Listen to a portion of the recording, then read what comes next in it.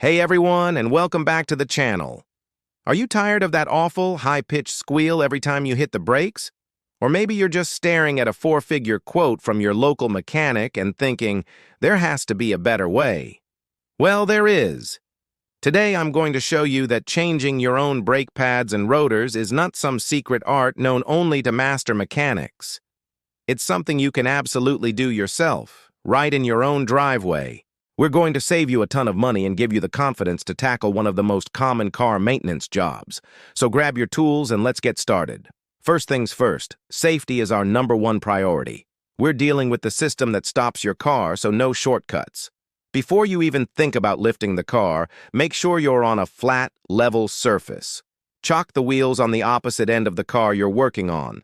So, if we're starting with the front, chalk the rear wheels.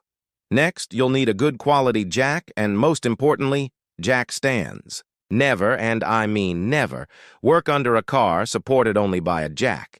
Jacks can fail. Once the car is lifted, place the jack stand securely under a solid part of the car's frame.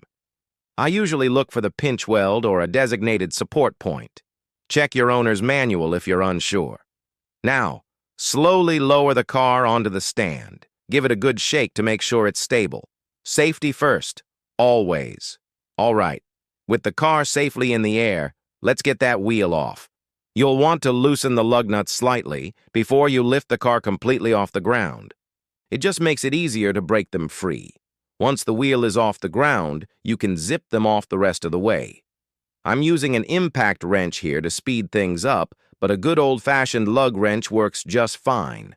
Put the wheel and the lug nuts somewhere safe.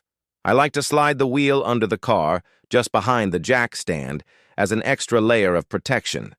Now we have a clear view of our target, the brake assembly. See this big metal clamp-like thing? That's the caliper. And the big disc it's grabbing onto?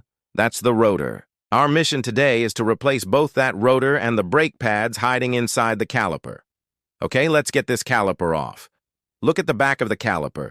You'll typically find 2 bolts, often called guide pins or slider pins. These are what hold the main body of the caliper to the caliper bracket. They're usually protected by little rubber or plastic caps. Pop those off. You'll need a wrench or a socket set to remove these bolts. Sometimes they can be a bit tight, so a little elbow grease might be needed. Once they're loose, you can slide the caliper right off the rotor. Now, be careful here. The caliper is still connected by the brake hose. Don't let it hang by the hose, as that can cause serious damage. I use a bungee cord or a piece of wire to hang the caliper from the suspension spring or another sturdy point. This keeps it out of the way and protects the brake line. With the caliper safely suspended, we can see the old brake pads. They're sitting inside the caliper bracket. They should just slide right out. Take a look at them. See how worn down mine are? This one is almost down to the metal backing plate. That's what causes that terrible grinding noise and can damage your rotors. Now let's get this caliper bracket off. It's held on by 2 larger bolts on the back of the steering knuckle. These bolts are usually on very tight because they're a critical component. You might need a breaker bar to get enough leverage to break them loose. It's a bit of a workout, but that's how you know you're building character. Once those are off, the bracket comes free, and now the only thing left is the old rotor. Sometimes the rotor will just slide right off the hub. Other times, like today, it's a bit stuck due to rust. Don't worry, we have a trick for that. A lot of rotors have a small threaded hole. You can screw a bolt into this hole, and as you tighten it, it will push the rotor off the hub. If yours doesn't have that, a few solid taps with a hammer on the back of the rotor will usually do the trick. Just be mindful of what's behind it. And there we go, it's free.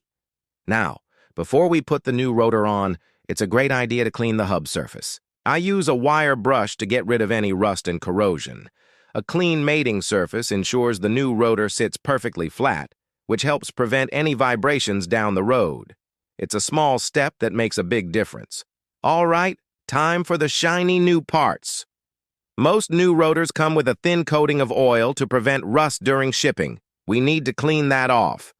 Brake cleaner is your best friend here. Spray it on a clean rag and wipe down both sides of the rotor thoroughly.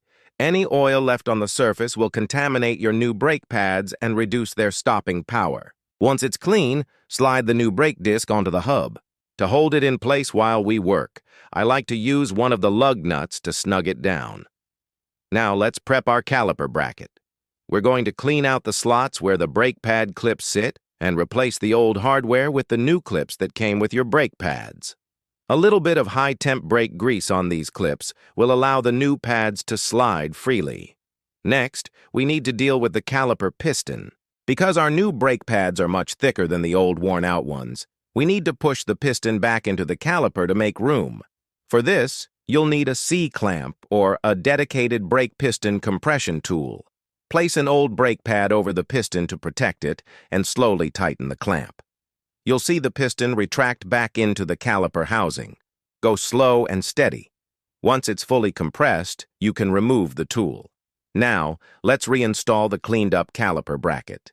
Tighten those two big bolts back on. Remember, these are critical, so make sure they are very tight.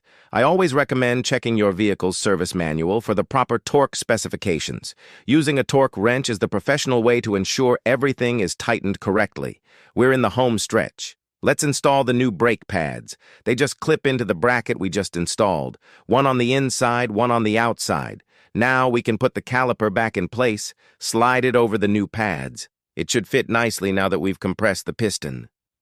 Reinstall the two caliper guide pins. I like to put a little bit of fresh silicone brake lubricant on these pins before I slide them back in. This ensures the caliper can move freely, which is essential for even pad wear. Tighten them down and pop the protective dust caps back on. And just like that, the brake job is done on this wheel. All that's left is to put the wheel back on, tighten the lug nuts in a star pattern, and then lower the car. Once the car is on the ground, give those lug nuts a final tightening with a torque wrench. Now, before you go for a drive, this is a very important step. Get in the car and pump the brake pedal several times. You'll notice it feels soft at first and then firms up. This pushes the caliper piston back out against the new pads. If you skip this step, you won't have any brakes the first time you try to stop. Once the pedal feels firm, you're ready to bed in the new brakes. This process mates the new pads to the new rotors. Find a safe, empty road. Perform a series of moderate stops from about 40 miles per hour down to 10. Do this 5 to 6 times. Then, do a couple of harder stops from a slightly higher speed. The key is to not come to a complete stop, as this can leave pad deposits on the hot rotors. After that, drive around for a bit to let them cool down. This simple procedure ensures your brakes will perform at their best. And there you have it. You just changed your own brakes. You saved yourself a pile of cash and learned a valuable skill. It might seem intimidating at first, but by taking it one step at a time and prioritizing safety, it's a job you are more than capable of handling. Think of the confidence you'll have next time a car issue pops up. Thank you so much for sticking with me through this entire process. I hope this video has empowered you to get your hands dirty and take control of your car's maintenance. If you found this guide helpful, do me a huge favor and hit that like button. It really helps the channel out. And if you want to see more DIY car repair videos just like this one, make sure to subscribe and ring that notification bell so you don't miss a thing. Drop a comment below if you have any questions or if there's another job you'd like to see me tackle. Thanks for watching, and I'll see you in the next video.